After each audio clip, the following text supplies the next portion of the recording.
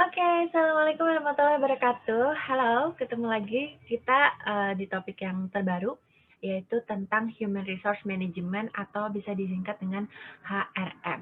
Oke, sebenarnya tuh berkaitan dengan ini, saya kira teman-teman juga pasti udah sering dengar lah ya kata-kata Human Resource, kata-kata HR, kemudian HRD, itu pasti saya rasa sih teman-teman udah pasti sering dengar tentang itu. Nah, eh yang perlu digarisbawahin gitu, apa sih sebenarnya bedanya HRM atau HRM dengan HR dengan HRD gitu ya.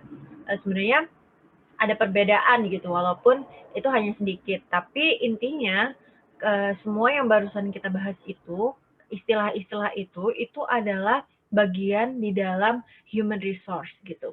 Jadi kalau misalnya HRD itu kepanjangannya Human Resource Development atau pengembangan sumber daya manusia. Kalau misalnya HRM yang kita bahas hari ini itu adalah Human Resource Management. Jadi lebih kepada gimana sih caranya kita memanage sebuah sumber daya manusia yang kita miliki dalam sebuah organisasi.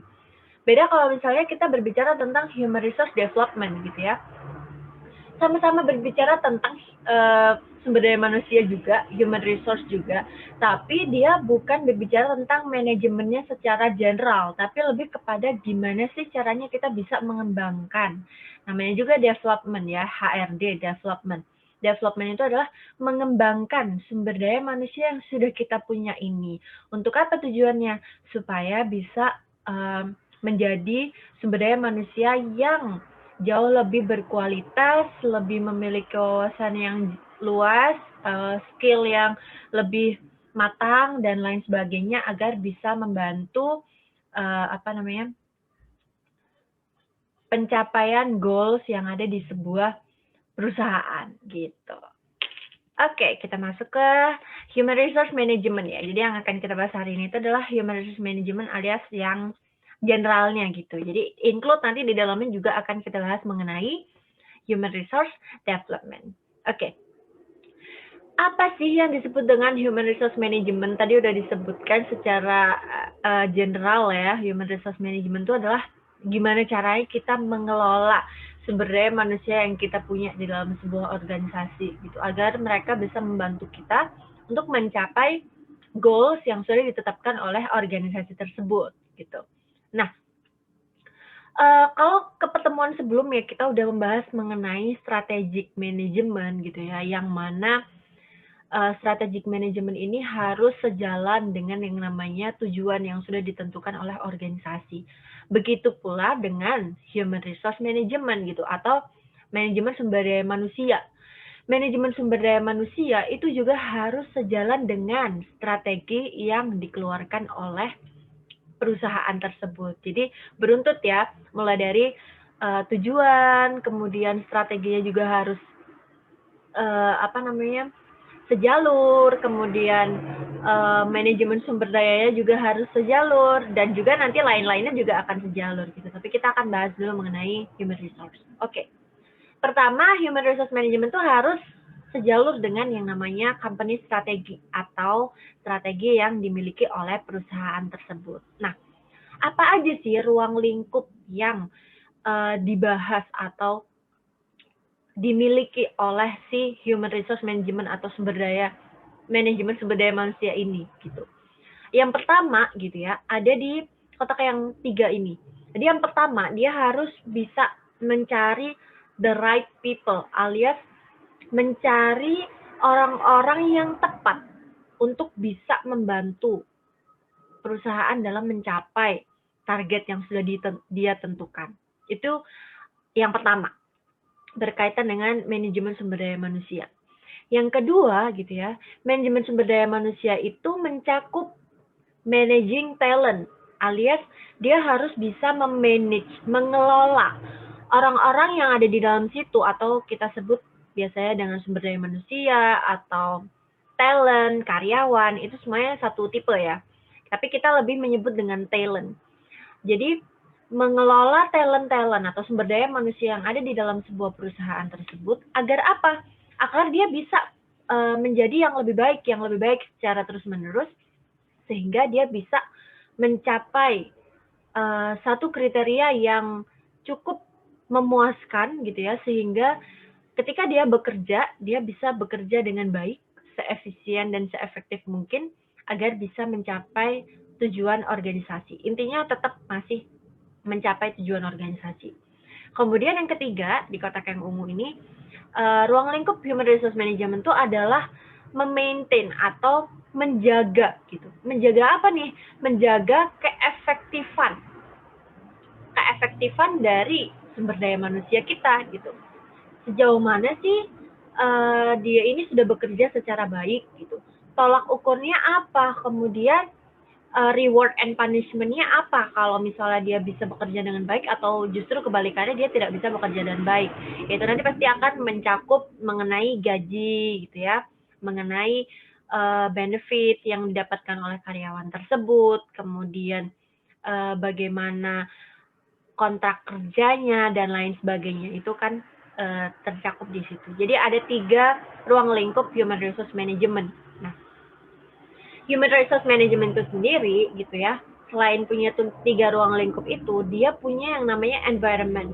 Kita kan kemarin di bab sebelumnya kan kita membahas mengenai environment internal dan eksternal yang bisa mempengaruhi kondisi dari sebuah organisasi. Nah, human resource pun sumber daya manusia gitu ya atau MSDM itu pun juga memiliki environment yang mana bisa mempengaruhi berjalannya si manajemen sumber daya manusia ini gitu. Apa aja yang mempengaruhi? Nih kalian bisa lihat di sebelah kanan ini yang saya tunjuk pakai kursor ini. Jadi di sini ada tulisannya HRM environment atau HRM environment. Lingkungan yang mempengaruhi manajemen sumber daya manusia itu apa aja? Salah satunya ada legislation atau hukum yang berlaku berkaitan dengan pengelolaan sumber daya manusia. Kemudian yang kedua adalah tren di dalam masyarakat mengenai bagaimana pelaksanaan kerja, kemudian bagaimana pelaksanaan rekrutmen dan lain sebagainya gitu ya. Tren di dalam sosial ini nanti akan sangat mempengaruhi. Nanti akan saya coba jelaskan lagi lebih detail di belakang. Kemudian yang selanjutnya ada international event gitu. Jadi tidak hanya dalam lingkungan yang regional aja, tapi juga lingkungan secara global gitu. Mereka juga bisa mempengaruhi manajemen sumber daya manusia. Kemudian yang terakhir adalah perubahan teknologi. Kalau ini jelas banget ya. Kalau misalnya ada perkembangan teknologi yang sangat pesat, otomatis di dalam diri kita sebagai seorang manusia yang nantinya akan mencari pekerjaan, itu kan pasti akan berpikir bahwa wah nanti kalau udah lulus kira-kira kita bakal digantiin sama mesin atau enggak nih gitu. Kira-kira kita harus mempersiapkan skill apa nih yang sekiranya membuat diri kita masih memiliki nilai jual dibandingkan dengan mesin-mesin yang sudah diciptakan gitu oleh orang-orang masa kini gitu. Itu juga pasti akan mempengaruhi. Jadi ada 4 lingkungan yang mempengaruhi, ada legislation, ada trend in society atau trend di dalam masyarakat, international event, kemudian yang terakhir adalah changing technology atau perubahan teknologi. Oke. Nah, gitu. Kalau tadi kita bicara tuh tentang ruang lingkup, human resource, kemudian human resource itu membahas tentang apa aja lingkungan yang mempengaruhi itu gitu. Pertanyaan selanjutnya adalah ngapain sih kita harus apa ya? Kayak eager banget gitu, kayak kita harus penting banget sih kita ngurusin beginian tuh ngapain gitu. Kalau kalian masih ingat di pertemuan kita yang awal-awal dulu ya mengenai evolusi ilmu manajemen gitu. Di dalam evolusi ilmu manajemen itu di evolusi tahap yang kedua itu ada yang namanya humanistic perspective, kalau nggak humanity perspective, pokoknya kurang lebih itu. Di situ ada beberapa tokoh yang memperkenalkan pada kita semua bahwa memanage sebuah organisasi itu bukan hanya tentang efektivitas atau efisiensi pencapaian sebuah target atau sebuah goals gitu, tapi bagaimana kita bisa membangun relasi, membangun hubungan antara manusia yang satu dengan manusia yang lain, dan bahkan itu bisa berpengaruh secara fatal kalau misalnya kita nggak bisa mengelola hubungan di dalam organisasi kita gitu. Nah, itulah yang menjadi dasar kenapa sih yang namanya human resource ini penting banget gitu untuk dilaksanakan di dalam sebuah organisasi. Jadi gitu ya, kalau zaman dulu mungkin sebelum humanity perspective itu diperkenalkan, kita sama sekali nggak mengira bahwa manusia itu perlu loh diperhatikan gitu. Tapi semakin ke sini saya juga yakin bahwa teman-teman juga semakin aware kan, semakin sadar gitu bahwa memang manusia ini memiliki hak-hak yang harus dipenuhi gitu, memiliki sebuah kebebasan tersendiri, memiliki sebuah keinginan dan kebutuhan yang memang harus kita penuhi gitu, supaya mereka bisa bekerja dengan baik gitu. Apalagi kalau kita kembalikan ke pengertian manajemen gitu ya, pengertian manajemen itu apa sih? Um, Kalau kita flashback sebentar ya, pengertian manajemen itu adalah sebuah seni gitu. Seni tentang apa nih? Seni untuk bagaimana cara kita bisa mempekerjakan orang lain gitu, mencapai tujuan kita dengan mempekerjakan orang lain. Berarti hubungan dengan manusia itu sangat amat diperlukan gitu di dalam konteks manajemen itu sendiri gitu. Sehingga timbullah nih yang namanya ilmu human resource management, di mana memang mereka berpendapat bahwa wah, manusia ini emang harus dikelola nih dengan baik karena mereka adalah talent gitu. Makanya tadi di depan saya sebut dengan talent gitu. Kenapa disebut dengan talent gitu? Karena eh, manajemen sumber daya manusia itu melihat bahwa manusia itu atau karyawan atau orang yang bekerja di dalam sebuah perusahaan atau organisasi yang sedang kita kelola itu adalah orang-orang yang memiliki kontribusi besar dalam pencapaian tujuan dari organisasi. Kalau kita tidak bisa mengelola mereka dengan baik, tidak bisa memberikan apa yang mereka butuhkan, tidak bisa memberikan apa yang mereka inginkan gitu. Bagaimana mereka bisa membantu kita untuk mencapai apa yang kita inginkan? Bukan begitu kan? Nah, jadi eh, disinilah gitu letaknya bahwa manajemen sumber daya manusia ini fokusnya adalah melihat sebuah sumber daya manusia sebagai seorang talent yang harus mereka pupuk, yang harus mereka kembangkan, yang kemudian nanti akhirnya mereka akan menjadi sumber daya manusia yang memiliki kapabilitas yang tinggi untuk bisa mencapai tujuan dari organisasi. Nah, kalau kalian lihat di bagan yang udah saya tampilkan di PPT ini adalah cara pandang atau tahapan, alasan gitu. Kenapa sih kita harus memikirkan yang namanya human resource ini gitu? Penting banget gak sih gitu? Kalau kalian bisa lihat ya di dalam bagan ini ada 4 tahapan sebenarnya, ada level 4, level 3, level 2, level 1. Kita lihat dari yang paling bawah dulu yaitu adalah level 4. Jadi bukan kebalik ya, level 1 yang paling bawah bukan, tapi yang level paling rendah itu adalah level 4. Oke, di level 4 ini itu adalah kegiatan yang dilakukan oleh human resource management gitu. Jadi mulai dari karir development atau pengembangan karir, penilaian performance, kemudian rekrutmen, kemudian bagaimana perencanaan kerja, desain kerja, reward, pembagian reward dan punishment dan lain sebagainya. Itu adalah yang dilakukan oleh human resource management gitu. Nah, apa-apa yang dilakukan ini itu diharapkan nantinya itu akan menciptakan yang namanya human capital capability atau kapabilitas, kemampuan yang dimiliki oleh seorang sumber daya manusia atau orang-orang yang bekerja di dalam organisasi kita gitu ya. Ada beberapa kapabilitas seperti misalnya leadership capability, kemudian kemampuan performance kerja yang bagus, employee engagement itu lebih ke kayak interpersonal relationship gitu ya. Kemudian juga bagaimana adaptability-nya, kemampuan dia untuk beradaptasi itu secepat apa, kemudian juga sejauh mana dia itu pengembangan kapabilitas dari diri karyawan itu dan lain sebagainya gitu. Nah, itu disebut dengan kapabilitas. Setelah mereka memiliki kapabilitas ini, diharapkan nantinya itu akan bisa menciptakan yang namanya key performance driver atau indikator-indikator yang bisa mengantarkan kita gitu ya ke dalam atau kepada tujuan yang ingin kita tuju gitu. Jadi dengan adanya kapabilitas atau kemampuan ini, mereka bisa menghasilkan yang namanya key performance driver ini.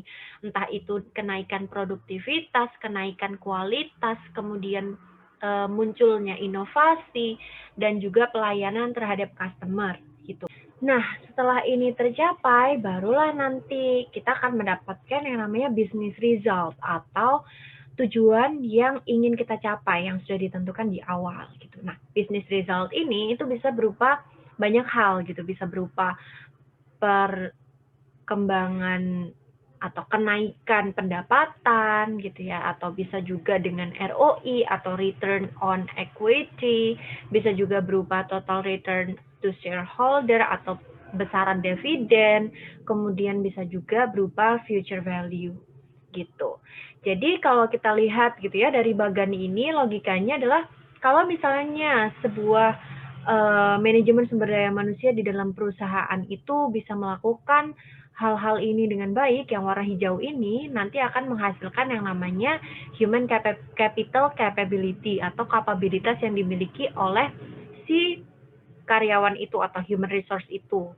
Nah, kemudian setelah mereka memiliki kapabilitas, mereka akan bisa mencapai itu yang namanya key performance atau namanya kinerja yang bagus gitu ya dalam beberapa bidang ini. Kemudian karena mereka bisa mencapai hal itu, barulah nanti kita akan mendapatkan yang namanya business result sesuai dengan apa yang kita inginkan. Jadi kira-kira kurang lebih prosesnya akan seperti itu. Itu yang menjadi alasan kenapa sih kita harus concern atau harus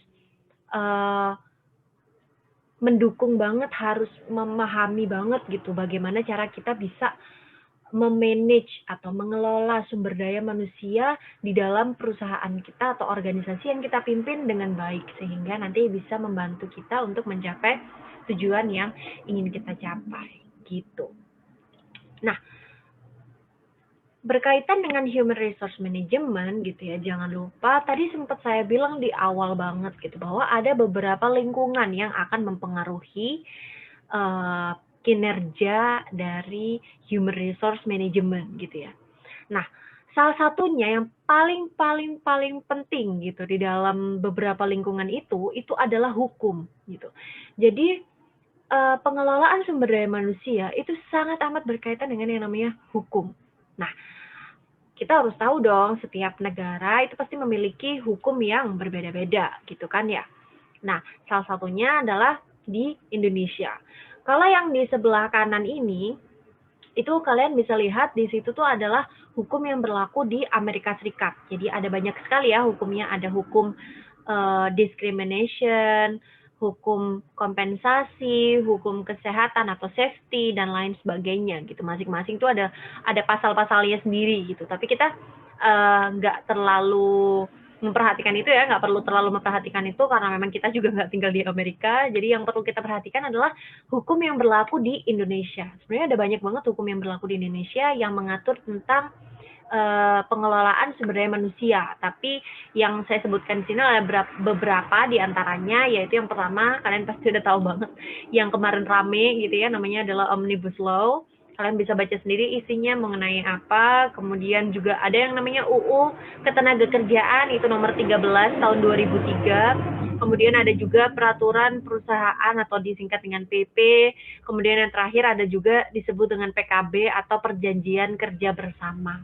Biasanya pada saat pertama kali kita taken kontrak tuh, pertama kali kita tanda tangan, kita sudah ada pasal-pasalnya tuh di situ bahwa kita akan mendapatkan hak berupa apa, kemudian tanggung jawab atau kewajiban kita apa, peraturannya seperti apa, jangka masa kerjanya itu seberapa lama, bagaimana cara kita resign dan lain sebagainya, itu semua sudah diatur di dalam perjanjian kerja itu, dan itulah yang harus kita tepati. Nah, masing-masing perusahaan biasanya memiliki perjanjian kerja yang berbeda gitu antara satu dengan yang lain, terutama kalau beda industri ya. Misalnya di industri makanan dengan industri fashion mungkin agak berbeda gitu. Tapi yang perlu dipahami bahwa akan selalu ada basic rules atau basic laws hukum ya yang berlaku di sebuah daerah, dan itu sudah diatur oleh undang-undang yang diciptakan oleh negara tersebut. Jadi berbeda negara, berbeda peraturannya, berbeda cara rekrutmennya, cara resign-nya, cara pemberian hak kerja, dan lain sebagainya. Itu yang harus kita perhatikan gitu, terutama kalau memang kita memilih terjun untuk masuk di bidang human resource management gitu. Oke, tadi saya sempat jelasin tentang environment atau lingkungan yang bisa mempengaruhi mekanisme dari pengelolaan sumber daya manusia itu sendiri. Nah, salah satu contohnya itu tergambar di dalam relationship antara pekerja dengan yang memberi kerja atau pekerja dengan perusahaannya gitu. Jadi kalau zaman dulu gitu ya, dan zaman sekarang itu relationship antara keduanya itu beda banget. Kalian bisa lihat di dalam tabel yang ada di bawah ini, di sebelah kanan, itu kalian bisa lihat di situ. Itu ada dua tabel, yang pertama adalah new contract dan yang kedua adalah old contract. Jadi kalau hubungan antara pekerja dan pemberi kerja zaman dulu, itu mereka lebih kepada, oke, yang mau bekerja itu bisa memberikan loyalitasnya, bisa memberikan komitmennya untuk selalu bekerja di dalam perusahaan tersebut, tidak pindah-pindah ke yang lain tempat. Jadi dia memberikan loyalitas, kemudian sebagai timbal balik, perusahaannya itu memberikan gaji yang cukup, kemudian standar training yang jelas, kemudian pekerjaan ranahnya dan wewenangnya juga jelas. Udah cukup sampai di situ aja, pertukaran hubungan kerjanya itu cuma sampai di situ. Kalau yang sekarang itu berbeda gitu ya. Di dalam tabel new contract ini kalian bisa lihat di situ bahwa hubungan antara pekerja dengan si pemberi kerja itu jauh lebih terbuka. Dalam artian kalau yang tadinya pekerja itu hanya memberikan loyalitas, memberikan komitmen untuk tidak berpindah tempat kerja secara cepat gitu ya. Pokoknya intinya loyal lah, dia kerja di situ terus gitu, intinya begitu. Tapi kalau yang sekarang ini bukan seperti itu, tapi dia lebih kepada memberikan komitmen untuk meningkatkan kemampuan, untuk meningkatkan skill-nya, untuk meningkatkan kapabilitasnya gitu selama dia bekerja di situ gitu. Jadi komitmennya itu bukan berupa oke, aku akan loyal bekerja di perusahaan ini sampai nanti aku pensiun gitu. Bukan seperti itu, tapi yang komitmen yang dia berikan itu adalah komitmen untuk belajar secara terus-menerus gitu. Untuk bisa beradaptasi secara cepat, untuk bisa mengembangkan dirinya dengan baik pada saat dia bekerja di perusahaan tersebut, sehingga dia akan berusaha untuk memberikan yang terbaik walaupun mungkin pada saat itu dia belum menjadi yang terbaik di antara semua orang yang sedang melamar di perusahaan itu gitu. Itu yang diberikan gitu. Nah, sebagai timbal baliknya gitu ya, dari sisi perusahaannya yang memberikan kerja itu bukan hanya sekedar oke lah kamu saya berikan training yang cukup, saya berikan gaji yang cukup, saya berikan pekerjaan yang jelas gitu ya. Bukan hanya seperti itu, tapi lebih kepada memberikan wadah gitu. Jadi mereka berusaha untuk memberikan wadah kepada karyawannya untuk bisa mengembangkan skill-nya, mengembangkan kemampuannya agar mereka bisa memiliki jenjang karir yang lebih baik daripada yang sebelumnya. Kemudian mereka juga diberikan wewenang untuk mengambil keputusan, untuk melakukan trial and error, untuk belajar di dalam proses, dan lain sebagainya. Jadi hubungan di antara pekerja dan pemberi kerja ini berbeda gitu antara zaman dulu dan zaman sekarang. Dan ini diakibatkan oleh perubahan lingkungan yang ada di dalam human resource management itu sendiri. Jadi penting untuk mengetahui elemen lingkungan itu karena kita harus tahu nih nanti relationship ini akan dibangun seperti apa gitu. Permintaannya dari employee itu seperti apa, dari pekerja, dari pemberi kerja itu juga seperti apa, itu akan menjadi lebih jelas kalau kita bisa tracking gitu ya, kalau kita bisa tahu update yang terjadi di dalam lingkungan human resource management itu sendiri gitu. Nah, karena adanya perubahan lingkungan itu tadi gitu ya, akhirnya otomatis kita harus mengeluarkan yang namanya inovasi dong. Kita juga harus beradaptasi dengan adanya perubahan tersebut. Nah, beberapa inovasi yang bisa dilakukan di dalam human resource management itu adalah ada beberapa ya. Yang pertama adalah menjadi employer of choice. Jadi employer of choice ini gitu ya, kalau ini ada kaitannya dengan yang zaman dulu dan zaman sekarang yang barusan tadi saya jelaskan. Jadi kalau zaman dulu mungkin lebih kepada perusahaan itu lebih kepada ya kita ngasihnya ini, kalau kamu mau ya udah ayo, kalau kamu nggak mau ya udah bye gitu ya. Tapi kalau zaman sekarang itu yang mencari gitu ya, itu lebih kepada perusahaannya, dalam artian perusahaan ini berlomba-lomba menjadi perusahaan yang bisa memberikan benefit yang besar gitu ya, benefit yang dibutuhkan oleh calon-calon karyawannya agar mereka mau nih ngelamar ke perusahaan kita gitu ya. Contohnya employer of choice itu ada terkenal beberapa perusahaan yang memang dianggap gitu ya, dianggap sangat menyejahterakan karyawannya. Contoh misalnya, Astra International itu terkenal dengan karyawan yang canggih-canggih, yang pinter-pinter, yang kreatif-kreatif gitu. Pokoknya intinya yang bagus-bagus itu pasti masuk Astra International. Yang bisa masuk Astra International itu adalah orang-orang yang wow banget gitu intinya. Kenapa bisa seperti itu? Kenapa orang-orang yang wow banget itu bisa pengen masuk ke Astra International? Ya karena Astra International itu menjadi employer of choice. Alias alias dia bisa memberikan sesuatu yang tidak bisa diberikan oleh perusahaan lain gitu. Begitu juga dengan Google, begitu juga dengan Facebook, dengan Apple dan lain sebagainya gitu ya.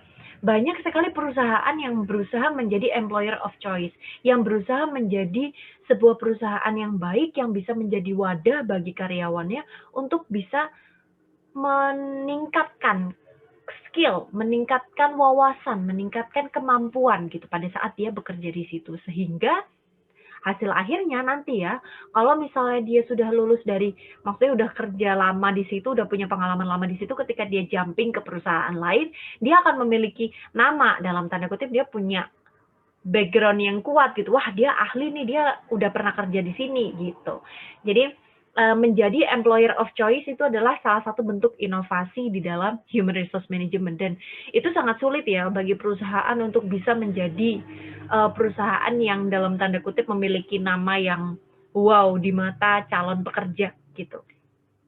Kemudian yang kedua bisa juga dengan menggunakan temporary dan part-time employee.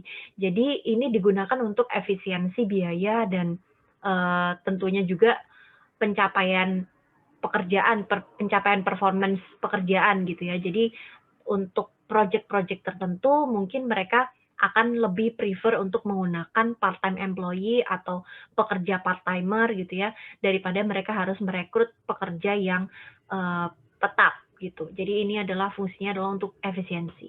Kemudian yang selanjutnya ada work-life balance. Saya rasa ini pasti kalian semua udah sering dengar ya, work-life balance. Ini adalah slogan yang seringkali dipromot oleh perusahaan gitu. Mereka seringkali bilang bahwa oke, perusahaan kita itu sangat mendukung yang namanya work-life balance, di mana kita akan berusaha untuk memberikan kesejahteraan yang cukup gitu ya, benefit yang cukup untuk karyawan kita, dan tidak dalam tanda kutip memforsir karyawan kita untuk melakukan sesuatu pekerjaan gitu. Jadi ada keseimbangan antara hidup dan bekerja gitu. Itu adalah slogan yang sekarang ini sering banget dipromot oleh banyak sekali perusahaan, terutama perusahaan-perusahaan besar. Oke, kemudian yang terakhir adalah right sizing the organization. Maksudnya adalah ya kita hanya menggunakan sumber daya manusia yang secukupnya aja gitu, sesuai dengan yang dibutuhkan oleh perusahaan kita gitu. Jadi biasanya di dalam salah satu pekerjaan yang dilakukan oleh human resource itu adalah menentukan seberapa banyak sih sumber daya manusia yang dibutuhkan gitu. Nah, right sizing di organization ini adalah yaitu gitu, menggunakan sumber daya manusia secukupnya sesuai dengan kebutuhan dari perusahaan tersebut gitu. Terus kalau misalnya terjadi kelebihan gimana gitu ya. Nah, ketika terjadi kelebihan dan kemudian mereka melakukan right sizing, itu berarti ya mereka akan memberhentikan sebagian orang yang dirasa sudah tidak diperlukan lagi gitu ya, dalam tanda kutip gitu. Ataukah nanti setelah kontraknya selesai tidak diperpanjang, ataukah diberikan kompensasi kemudian diberhentikan karena mungkin pekerjaannya jelek, maksudnya performance-nya jelek dan lain sebagainya gitu.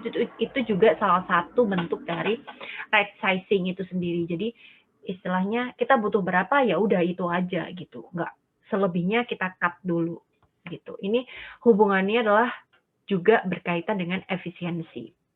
Nah, kalau tadi di komponen innovation yang lainnya juga ada juga ya yang berkaitan dengan efisiensi gitu. Jadi kenapa sih sebenarnya kok di dalam pelaksanaan manajemen human resource atau sumber daya manusia ini tuh sering banget dikaitkan dengan yang namanya efisiensi biaya gitu. Karena memang di dalam pelaksanaan HRM itu sendiri gitu, itu tuh sebenarnya tuh butuh banget banyak duit gitu. Kenapa bisa butuh banget banyak duit? Nah, nanti kita bahas di slide selanjutnya ya. Oke. Nah, sebelum saya masuk lanjut menjelaskan detail-detail masing-masing yang ada di bagan yang ada di slide ini gitu, saya ingin menjelaskan sedikit gitu lanjutannya di slide sebelumnya tadi gitu. Kenapa sih kok butuh duit banyak banget gitu? Kita ngeluarin duit di mana sih sebenarnya, orang tinggal gitu doang aja gitu kan? Yang pertama jelas gaji ya, gitu. Kemudian yang kedua ini berkaitan dengan benefit, misalnya kayak insentif, kemudian juga apa tuh namanya, tunjangan, kemudian juga bonus-bonus yang lainnya lah banyak banget gitu. Itu adalah sumber yang utama gitu ya.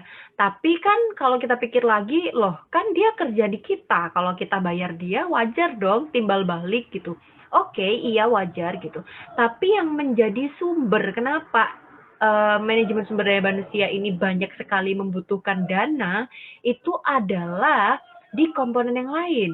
Misalnya nih, dari proses awal dulu mereka melakukan rekrutmen ya. Melakukan rekrutmen dan juga melakukan planning. Itu butuh banyak duit, gimana bisa gitu ya. Ketika melakukan planning pasti mereka membutuhkan riset.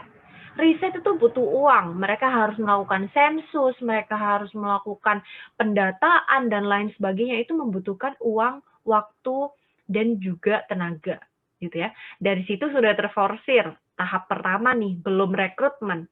Setelah mereka udah ngelakuin planning, udah tahu berapa banyak jumlahnya, mereka kemudian melakukan rekrutmen.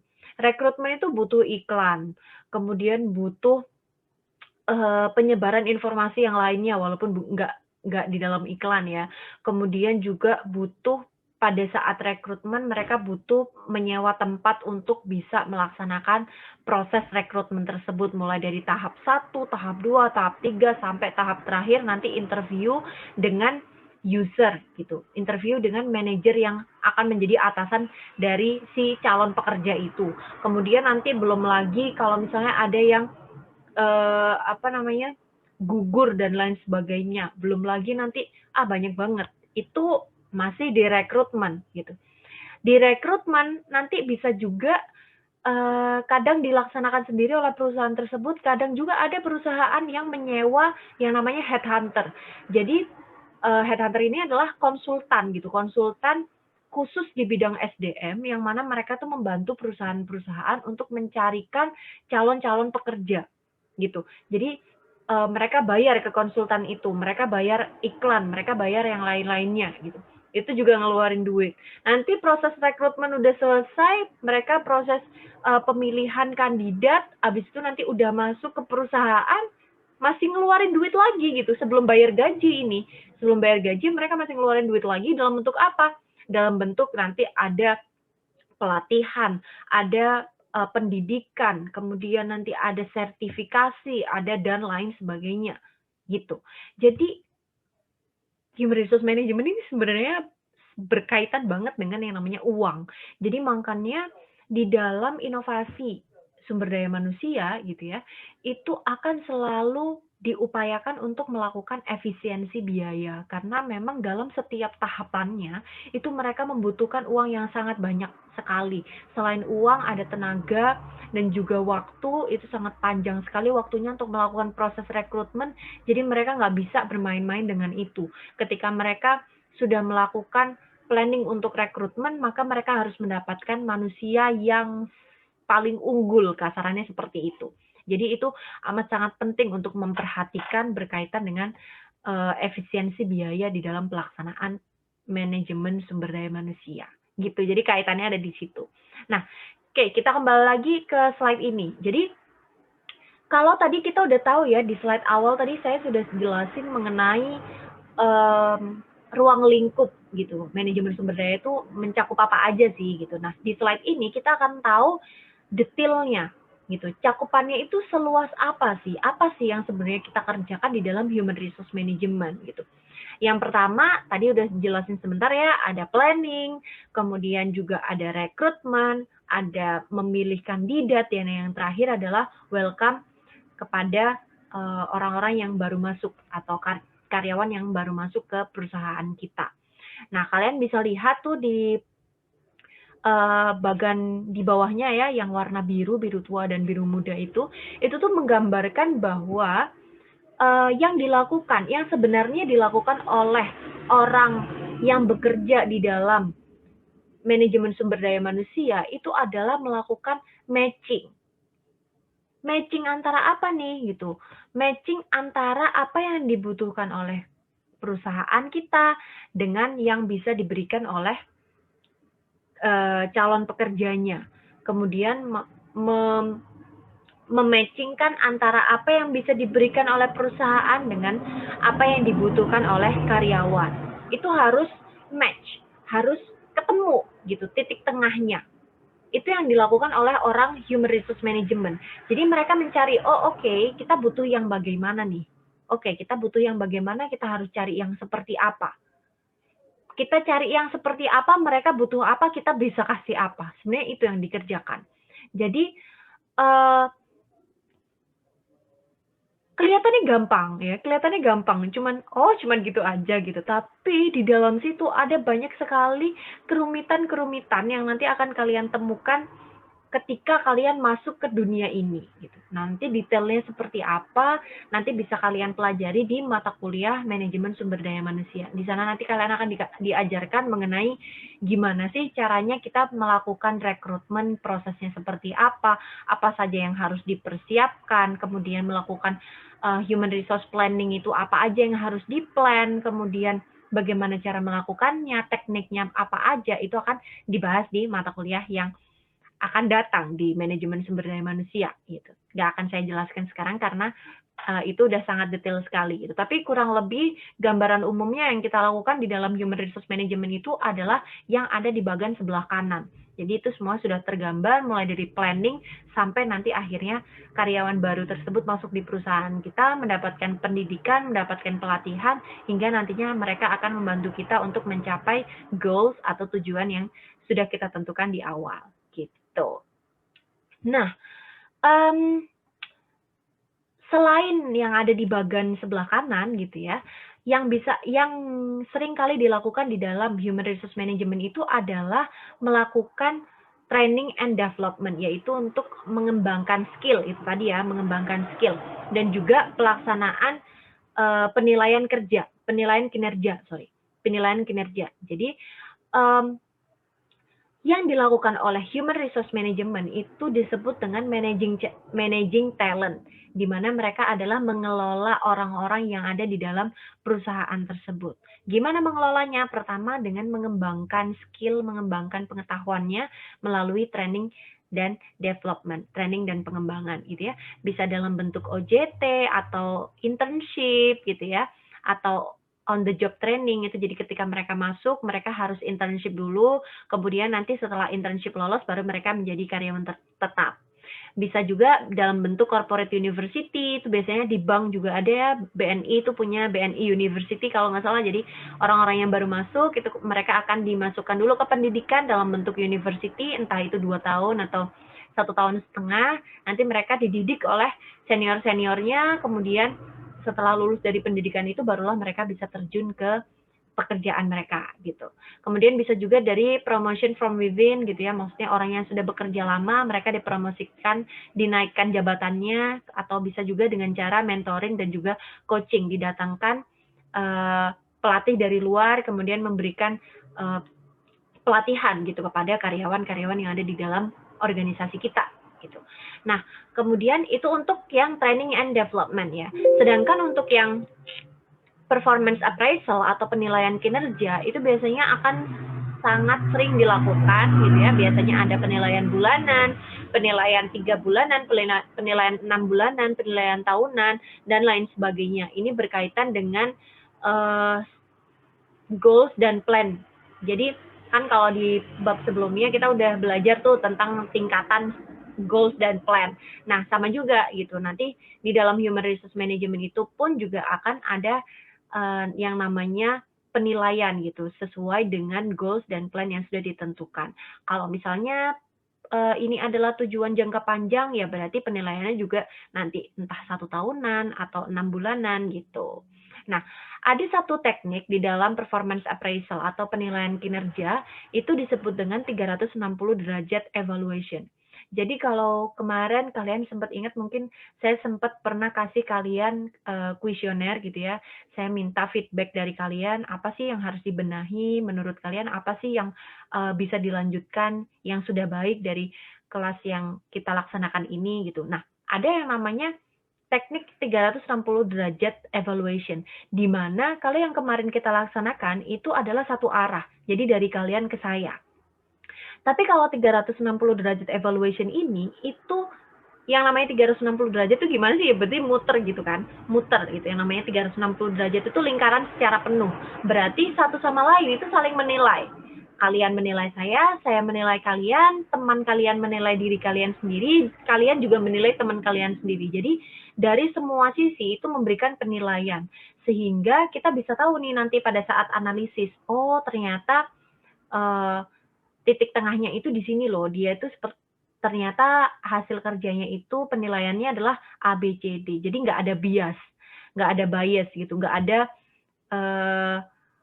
pandang sebelah mata gitu ya, karena semuanya saling menilai gitu, sehingga lebih objektif gitu. Itu kelebihan dari 360 derajat evaluation. Tapi gitu ya, yang namanya evaluation itu kan banyak sekali komponennya ya.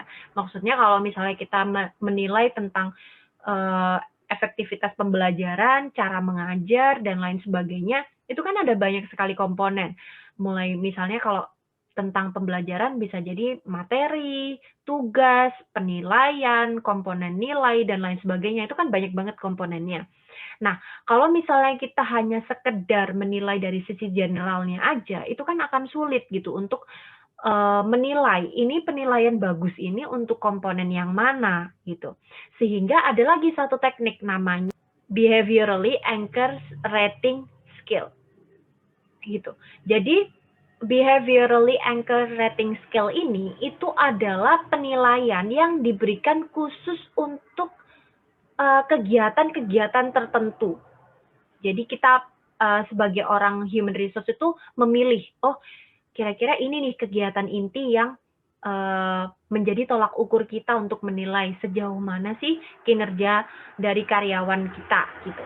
Nah, misalnya kalau misalnya salah satu contohnya ya, mungkin di kasus kita aja, kegiatan pembelajaran mungkin bisa dari sejauh mana ilmu itu bisa diserap, misalnya seperti itu.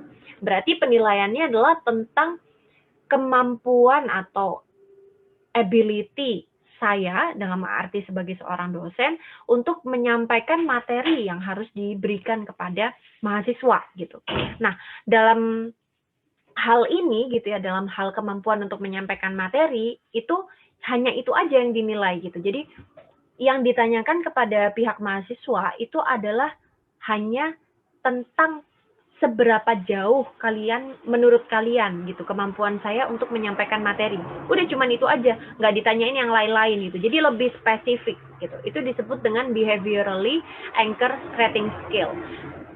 Bedanya dengan 360 derajat evaluation apa gitu? Pasti ada plus minusnya ya. Kalau 360 derajat evaluation itu kita bisa lihat dari banyak sisi, banyak pandangan gitu. Tapi kalau behaviorally anchored rating skill ini, itu hanya fokus di satu titik tertentu saja gitu. Tapi kelebihannya kita bisa tahu gitu. Oh, ternyata yang maksud dia bagus itu yang di komponen ini gitu. Udah jelas gitu komponen yang dinilai itu apa. Itu udah jelas. Tapi kalau 360 derajat evaluation, kalau mau kita buat sangat detail, itu akan sangat membingungkan karena ada banyak sekali komponen yang harus kita nilai. Jadi yang nilainya juga nanti akhirnya alah ya udahlah bagus-bagus aja isinya gitu. Jadi semua teknik itu ada positif dan negatifnya. Jadi kita harus benar-benar pilih ya. Mungkin untuk konteks-konteks tertentu kita bisa pakai 360 derajat evaluation. Mungkin untuk konteks yang memang harus sangat detail, kita bisa pakai behaviorally anchor rating scale. Jadi tergantung dari kebutuhan kita, mana yang kita butuhkan untuk dilakukan evaluasi gitu. Sebenarnya ada banyak sekali teknik-tekniknya, tapi itu nanti akan kalian pelajari secara detail di mata kuliah manajemen sumber daya manusia. Nah, mungkin sedikit itu dulu aja materi yang kita bahas hari ini mengenai Human Resource Management.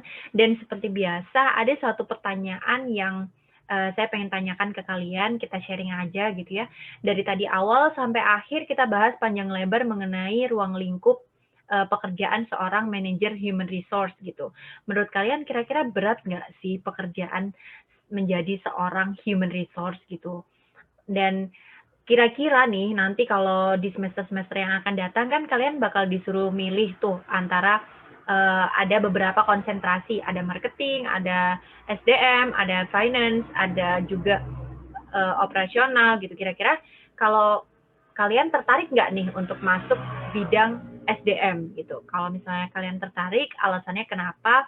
Kalian bisa tulis di kolom komen di bawah ini ya. Jadi kita sharing aja. Saya pengen tahu kira-kira pandangan kalian seperti apa.